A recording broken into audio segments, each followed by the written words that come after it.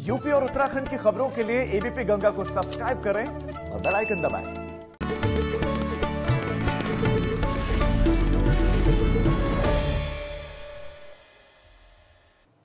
नमस्कार, स्वागत है आपका एबीपी गंगा पर। आप देख रहे हैं उत्तराखंड प्राइम, आपके साथ मैं हूं लवी गुंबर। इस वक्त की बड़ी और अहम खबर के साथ खबरों के सफर की शुरुआत। बड़ी खबर, आयुर्वेद विश्वविद्यालय की महिला कर्मियों ने लिखा सीएम त्रिवेंद्र सिंह रावत को पत्र। विश्वविद्यालय के निदेशक पर लगाया छेड़खानी का आरोप, मुख्यमंत्री ने दिए मामले की जांच के आदेश।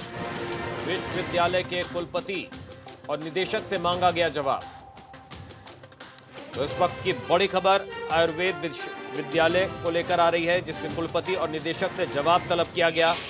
मुख्यमंत्री तक ये मामला पहुंचा। आयुर्वेद विश्वविद्यालय की महिला कर्मियों ने सीएम त्रिवेंद्र रावत को पत्र लिखा। विश्वविद्यालय के निदेशक पर लगाया छेड़खानी का आरोप, मुख्यमंत्री ने जांच के आदेश दिए। तो विश्वविद्यालय के कुलपति और निदेशक से मांगा गया जवाब।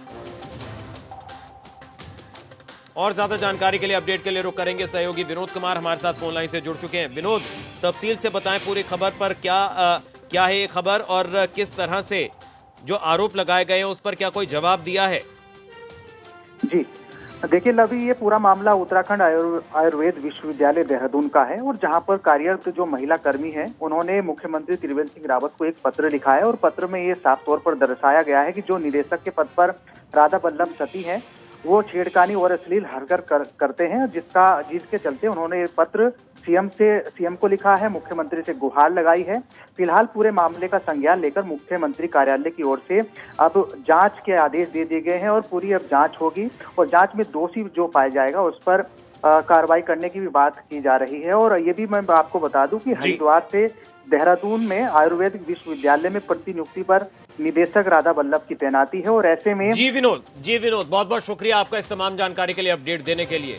चलिए खबरों में बढ़ेंगे आगे। देहरादून पुलिस से जुड़ी एक बहुत बड़ी खबर आ रही है, आपको बता दें इस वक्त की एक और बड़ी खबर। देहरादून पुलिस से जुड़ी हुई बहुत बड़ी खबर, अशोक कुमार बने उत्तराखंड के नए डीजीपी। इस वक्त की बड़ी और अहम खबर, तो देहरादून पुलिस से जुड़ी बहुत बड़ी और अहम खबर, अशोक कुमार बने उत्तराखंड के नए डीजीपी। नए director general of police Ashok Kumar Uttarakhand के बनाए गए। इस वक्त की बड़ी खबर, तो एक बड़ा फेरबदल, बड़ा बदलाव। इस वक्त की बड़ी खबर, अशोक कुमार बने उत्तराखंड के नए डीजीपी।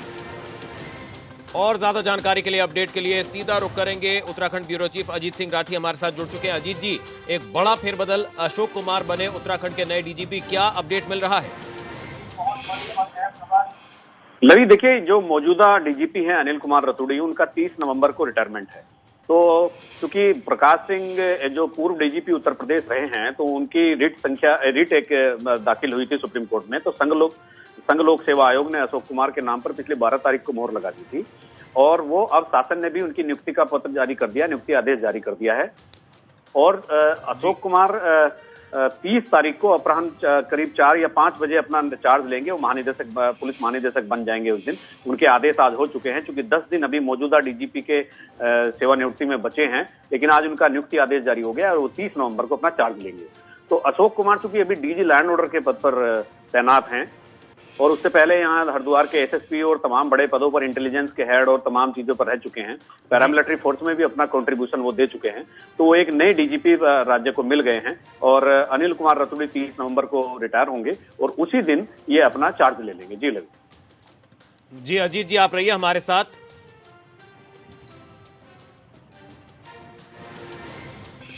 तो उत्तराखंड की कानून व्यवस्था को लेकर भी हम आपसे आगे सवाल रखेंगे, लेकिन इस वक्त की बड़ी खबर आपको बता दें, 30 नवंबर को डीजीपी अशोक कुमार पदभार संभालेंगे।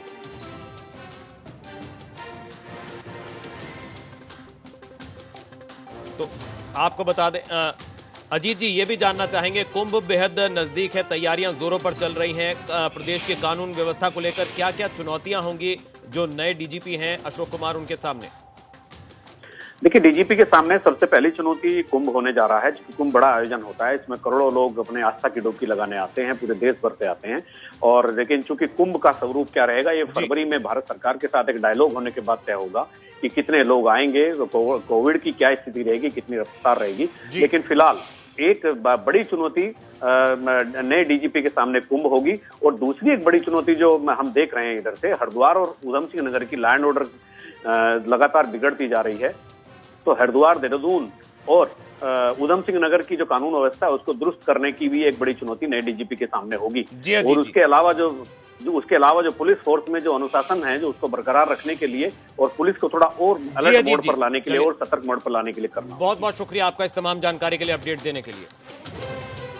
चलिए खबरों में बढ़ेंगे आगे। रुद्रप्रयाग में स्थिति बाबा शिव के धाम मद महेश्वर में बर्फबारी हुई है और कपाट बंद होने के बाद धाम में बर्फबारी हुई। ये तस्वीरें होटल संचालकों ने वापस लौटते समय ली है। बर्फबारी की ये शानदार तस्वीरें इस वक्त आप देख रहे हैं। तो आपको बता दें, रुद्रप्रयाग में बाबा शिव के धाम मद महेश्वर में बर्फबारी हुई। कपाट बंद होने के बाद धाम में बर्फबारी शुरू हो गई और बर्फ की चादर वहां पर जम गई। तो तस्वीरें होटल संचालकों ने वापस लौटते समय ली हैं। हर तरफ बर्फ ही बर्फ नजर आ रही है। कपाट बंद होते ही बर्फबारी शुरू हो गई। तो बर्फ में ढका बाबा मद महेश्वर का धाम।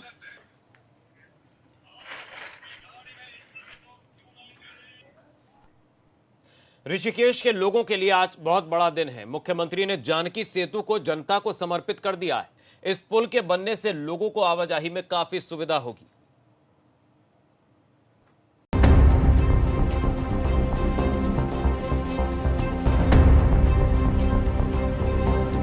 मुख्यमंत्री के उद्घाटन के साथ ही 14 साल का इंतजार खत्म हो गया है। जानकी सेतु अब जनता को समर्पित हो गया है। मुख्यमंत्री त्रिवेंद्र सिंह रावत और कृषि मंत्री सुबोध उनियाल ने जानकी सेतु का लोकार्पण किया। इस मौके पर सीएम ने कहा कि इस पुल के बनने से लोगों को आवाजाही में सुविधा होगी।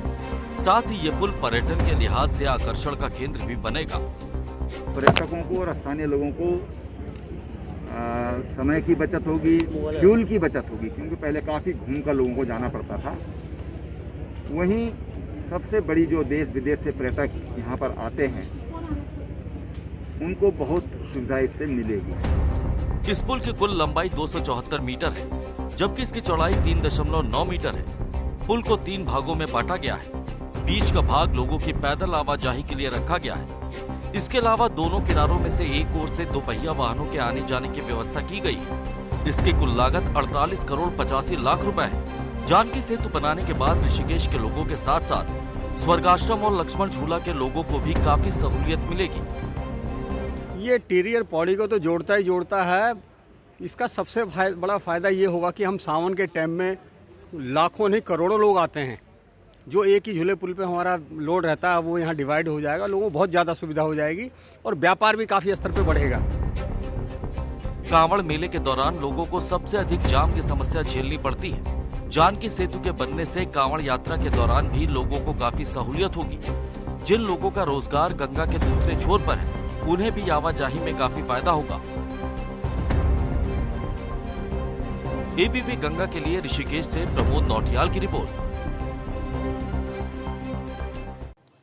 वहीं पूर्व मुख्यमंत्री हरीश रावत ने सल्ट विधानसभा में होने वाले उपचुनाव को लेकर एक बयान दिया था, जिसपे उन्होंने कहा था कि पार्टी को चाहिए कि भाजपा को सल्ट विधानसभा में वॉक ओवर देना चाहिए, लेकिन अब वो अपने बयान से पलटते हुए नजर आ रहे हैं। हरीश रावत का कहना है कि मैं भावनाओं में बहकर ये सब बोल गया था।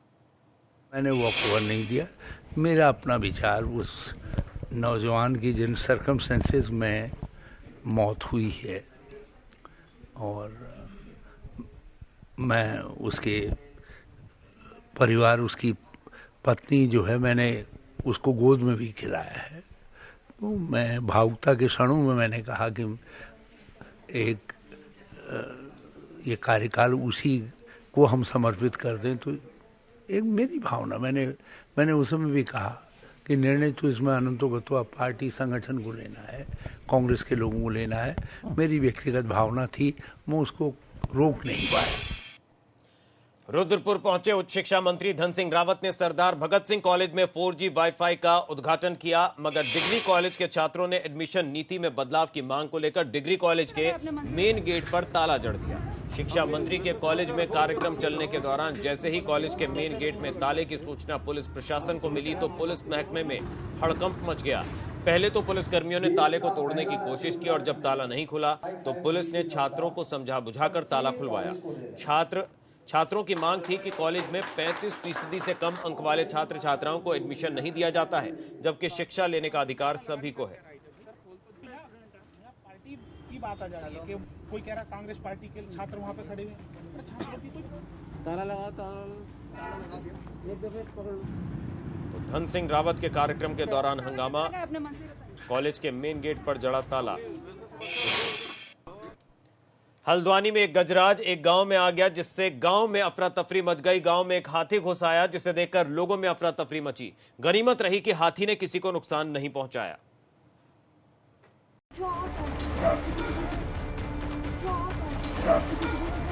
जरा सोचिए, अगर गजराज की राह में इस रस्सी की जगह कोई इंसान होता तो उसका क्या हाल होता।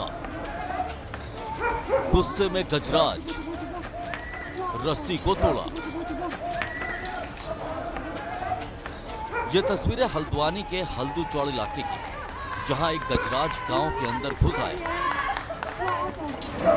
लोग शोर मचाकर उसे भगाने की कोशिश कर रहे हैं। घर के आंगन में गजराज। ये गजराज घर के आंगन से बाहर निकलने की कोशिश कर रहा था, मगर इसके रास्ते में ये रस्सी बंधी थी। हाथी को जब लगा कि वो इस रस्सी में फंस सकता है तो उसने इसे अपनी सूंड से तोड़ दिया। लोगों का शोर सुनकर हाथी आंगन से बाहर निकलकर सड़क की तरफ बढ़ने लगता। लोगों को जब लगा कि गजराज अब भाग रहा है तो वो और जोर से शोर मचाने लगे। बमिटा जी के खेत में से निकलकर हाथी अचानक घर में घुस गया और जहां की पूरा माहौल, घबराहट का माहौल पैदा हो गया। और हम वन विभाग से अनुरोध करते हैं कि अतिशीघ्र हाथियों को, जंगली हाथियों को यहाँ पर रोका जाए, जिससे कि जान माल का खतरा, ग्रामीण को जान माल के खतरे से सुरक्षा प्रदान कर सके। इसके बाद तो गजराज दुम दबाकर भागने लगता है। दुम दबाकर भागा हाथी मौका मिलते ही गन्ने के खेत के अंदर चला जाता है, जिसके बाद लोग भी राहत की सांस लेते हैं। गनीमत रही कि हाथी ने किसी पर हमला नहीं किया, वरना लोगों की जान पर बन सकती थी। एबीपी गंगा के लिए हल्द्वानी से अंकित शाह की रिपोर्ट।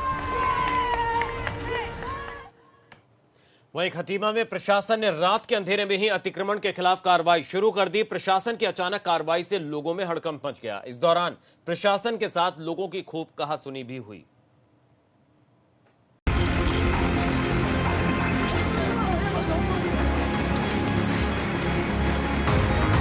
खटीमा में नगरपालिका और प्रशासन रात के अंधेरे में अतिक्रमण के खिलाफ कार्रवाई करने पहुंचे, मगर बड़ा सवाल ये है कि आखिरकार प्रशासन रात के अंधेरे में कार्रवाई करने क्यों पहुंचा। सबसे पहले आपको इस कार्रवाई के पीछे की हकीकत बता देते हैं। अतिक्रमण हटाने के हाईकोर्ट के आदेश के बावजूद भी नगरपालिका और प्रशासन ने कार्रवाई नहीं की, जिसके बाद हाईकोर्ट ने सख्त रुख अपना लिया और नगरपालिका के ईओ से पूर्व में जारी हुए आदेश पर जवाब तलब किया। फिर क्या था, पालिका रात के वक्त कार्रवाई करने पहुंच गया। माननीय उच्च न्यायालय के निर्देश है और उसके अनुपालन में कार्रवाई की जा रही है। माननीय उच्च न्यायालय का आदेश है तो उसको हमें अनुपालन करना पड़ेगा, ये हमारा दायित्व है। लोगों में गुस्सा इस बात को लेकर है कि अगर कार्रवाई करनी ही थी तो दिन के वक्त होती। रात के वक्त आखिरकार प्रशासन कार्रवाई कर क्या साबित करना चाहता है।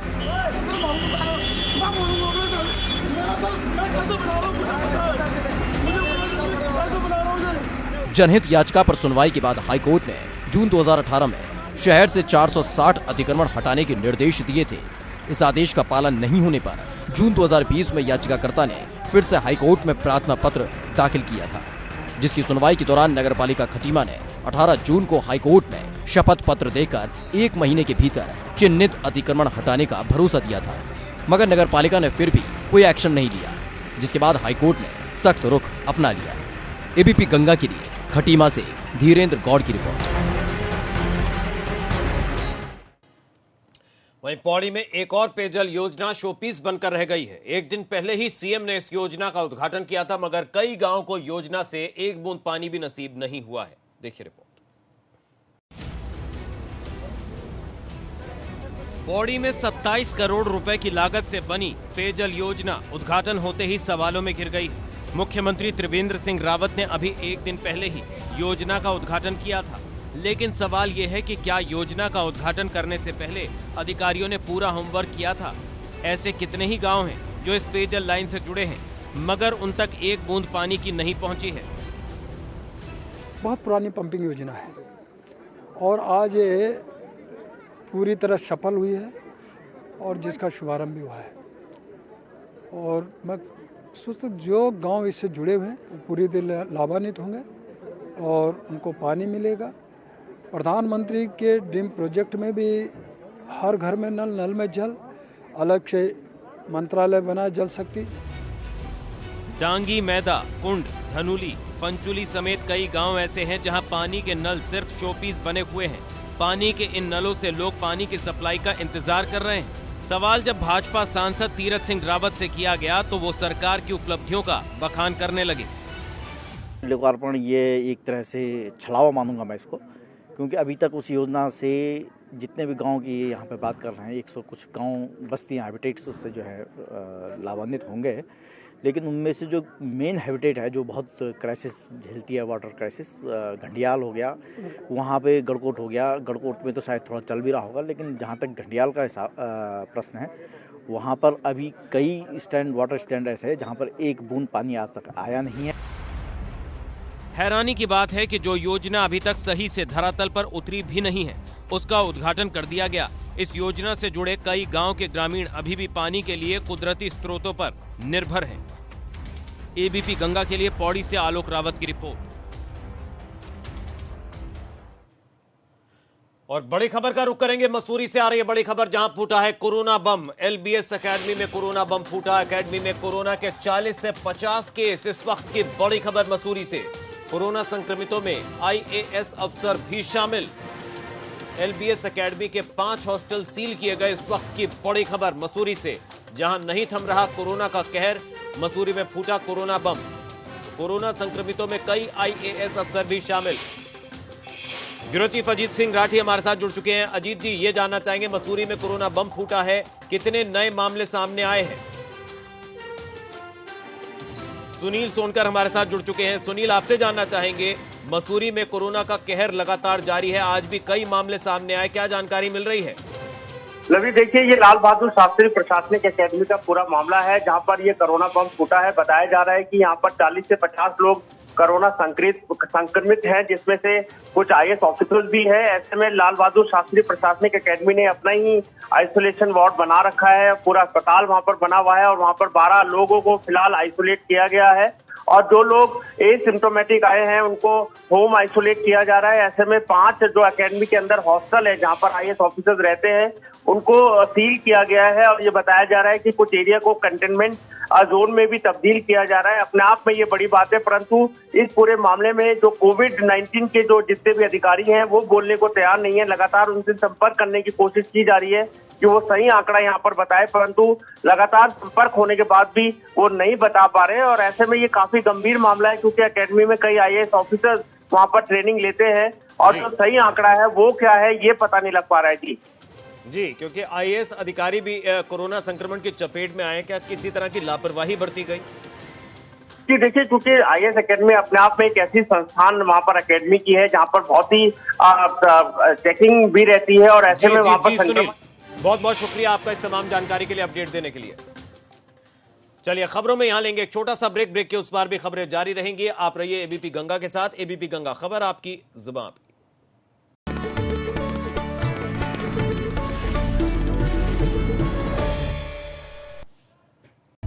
हमने जो प्यार से बनाया उससे आपने अपना त्योहार सजाया, शुक्रिया। आभार, धन्यवाद। आप ही की खुशी से खिले इनकी खुशियाँ। Amazon ग्रेट इंडियन सेलर्स की तरफ से थैंक यू इंडिया।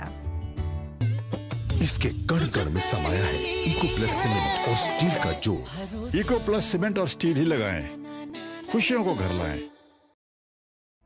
4 मार्च 2020, वो ऐतिहासिक दिन जब बरसों के संघर्ष को मिला सम्मान। भरारी से ये राज्य की ग्रीष्मकालीन राजधानी होगी, इसकी मैं आज घोषणा करता हूँ। राज्य आंदोलनकारियों का सपना जनता की भावनाओं का प्रतीक है गैरसैंण, जिसे ग्रीष्मकालीन राजधानी बनाकर उत्तराखंड सरकार ने अपना वादा पूरा किया। गैरसैंण में ये पहला स्वतंत्रता दिवस समारोह मनाया जा रहा है। अब गैरसैंण को विकसित करने के लिए मास्टर प्लान तैयार किया जा रहा है। 20 वर्षों में पहली बार राज्य स्थापना दिवस का मुख्य आयोजन गैरसैंण में हुआ। ये ग्रीष्मकालीन राजधानी है, तो यहाँ के लिए तमाम तरह की, एक तरह राजधानी का ही स्वरूप होता है, तो तमाम तरह की अवस्थापनाओं की सुविधाओं की जरूरत होगी। और उसके लिए आने वाले 10 वर्षों के लिए मैं 10 वर्षों की घोषणा कर रहा हूँ। 25,000 करोड़ रुपए से इस क्षेत्र के लिए पूरा जो हमारा ग्रीष्मकालीन राजधानी क्षेत्र होगा, 25,000 करोड़ रुपए से उसका डेवलपमेंट किया जाएगा। उत्तराखंड की शान वीर चंद्र सिंह गढ़वाली की समाधि पर पुष्पांजलि के साथ पर्वतीय राज्य में एक नए अध्याय का प्रारंभ हो चुका है। नए सचिवालय के शिलान्यास और अन्य विकास कार्यों के लोकार्पण और शिलान्यास के साथ चौमुखी विकास के द्वार खुल गए हैं। मजबूत इरादे, पूरे हो रहे वादे।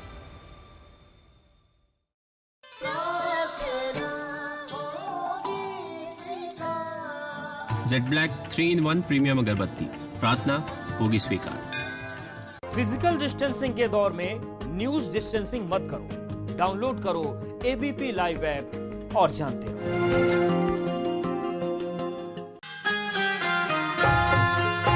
सूरज की लाली, 2 दिन का उपवास, चावल की खीर और सुख समृद्धि की आस।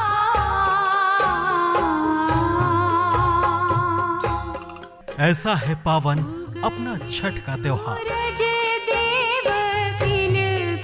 देखिए ये छठी मैया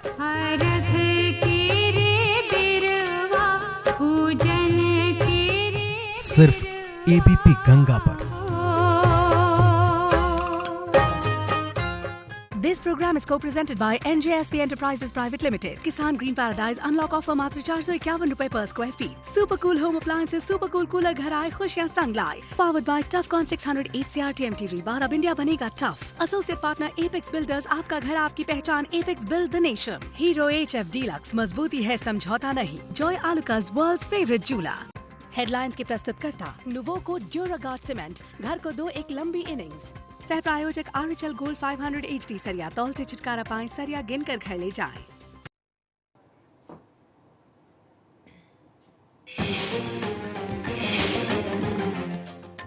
बाईस नवंबर को सोनभद्र के दौरे पर पहुंचेंगे सीएम योगी। जिले को देंगे 3200 करोड़ की सौगात। 14 पेयजल योजनाओं से घर घर पहुंचेगा नल।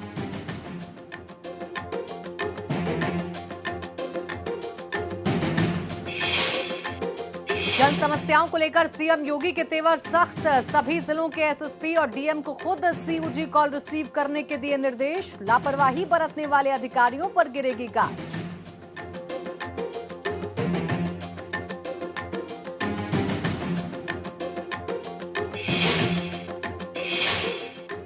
ऊर्जा मंत्री श्रीकांत शर्मा का तेज मीटर रीडिंग को लेकर सख्त निर्देश। यूपीपीसीएल अध्यक्ष को मॉनिटरिंग के निर्देश। मीटर तेज चलने या जंप करने पर उपभोक्ता 1912 पर करें शिकायत।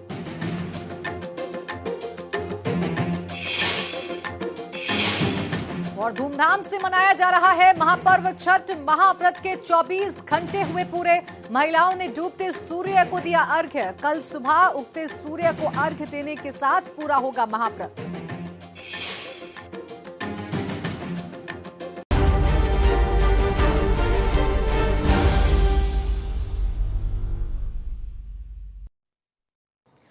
नमस्कार, स्वागत है आपका एबीपी गंगा में। मैं हूं आपके साथ प्राची पाराशर।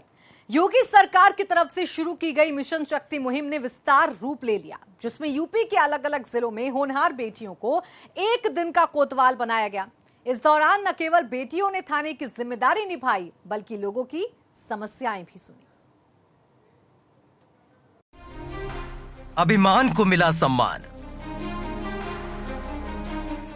बेटियां सम्मान है, बेटियां अभिमान है, और अब बारी है उन्हीं बेटियों को आगे बढ़ाने की। बेटियों को मिला सम्मान।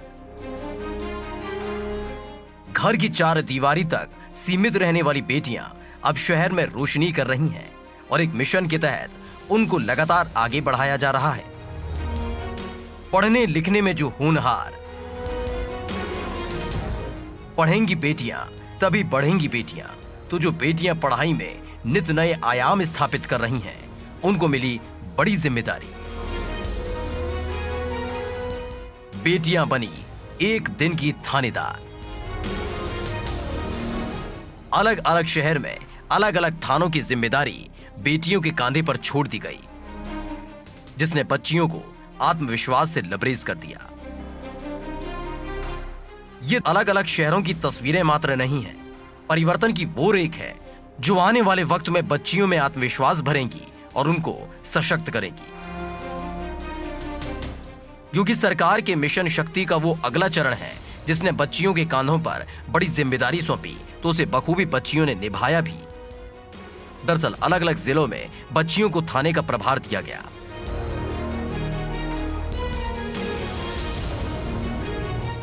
ये है इशिका बंसल, जो आगरा के थाना हरिपर्वत की एसओ है। जी हां, एसओ यानी स्टेशन ऑफिसर, और ये जिम्मेदारी उनके कांधों पर उनकी प्रतिभा को देखते हुए दी गई है। दरअसल योगी सरकार लगातार मिशन शक्ति के तहत महिलाओं और बच्चियों के कांधे मजबूत करने का काम कर रही है, तो वहीं महिलाओं और बच्चियों में आत्मविश्वास भरने के लिए नित नए कदम उठाए जा रहे हैं, जिसके तहत हर जिले में एक एक थाने की जिम्मेदारी बेटियों को सौंपी गई। उसमें आगरा की इशिका बंसल भी हैं, जिनको आगरा के सबसे हाई प्रोफाइल थाने हरिपर्वत की जिम्मेदारी दी गई। इशिका सिर्फ एक प्रतिबिंब के तौर पर एसओ की कुर्सी पर नहीं बैठी, बल्कि एसओ के तौर पर मिलने वाली जिम्मेदारियों को समझा भी और निभाया भी। मुख्यमंत्री योगी आदित्यनाथ के निर्देश पर पूरे प्रदेश में मिशन शक्ति अभियान चल रहा है। शारदीय नवरात्र से लेकर वासंतिक नवरात्र तक यह अभियान चलेगा, और ऐसे में आज आगरा का प्रमुख थाना यानी थाना हरिपर्वत का नजारा पूरी तरह से बदला हुआ है। एक दिन के लिए 10वीं की छात्रा इशिका